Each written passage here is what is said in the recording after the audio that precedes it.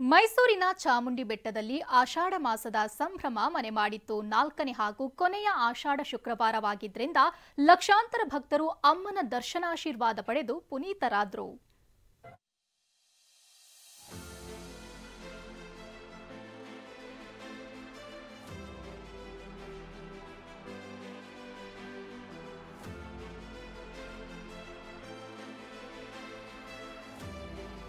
ಇಂದು ಆಷಾಢ ಮಾಸದ 4ನೇ ಶುಕ್ರವಾರ. ನಾಡ ಅಧಿದೇವತೆ ಮೈಸೂರಿನ ಶ್ರೀ ಚಾಮುಂಡೇಶ್ವರಿ ಸನ್ನಿಧಾನಕ್ಕೆ ಭಕ್ತ ಸಾಗರವೇ ಹರಿದು ಬಂದಿತ್ತು.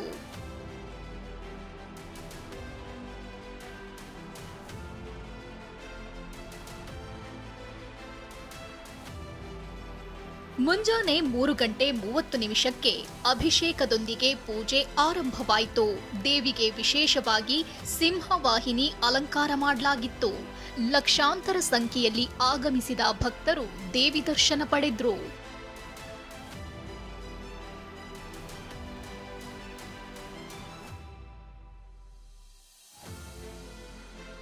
ಇನ್ನು ಟ್ರಾಫಿಕ್ ಜಾಮ್ ತಡೆಯುವುದಕ್ಕಾಗಿ ಬೆಟ್ಟಕ್ಕೆ ಖಾಸಗಿ ವಾಹನಗಳ ಪ್ರವೇಶ ನಿರ್ಬಂಧಿಸಲಾಗಿತ್ತು.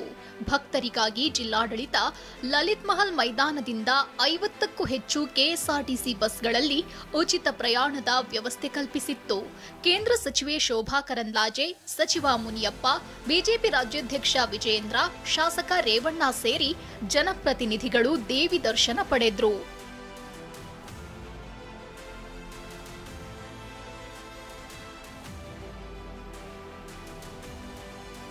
ಬೆಟ್ಟವನ್ನು ಹತ್ತಿ ಮೆಟ್ಟಿಲುಗಳ ಮೂಲಕ ತಾಯಿಯ ದರ್ಶನವನ್ನು ಪಡೆದಿದ್ದೀವಿ.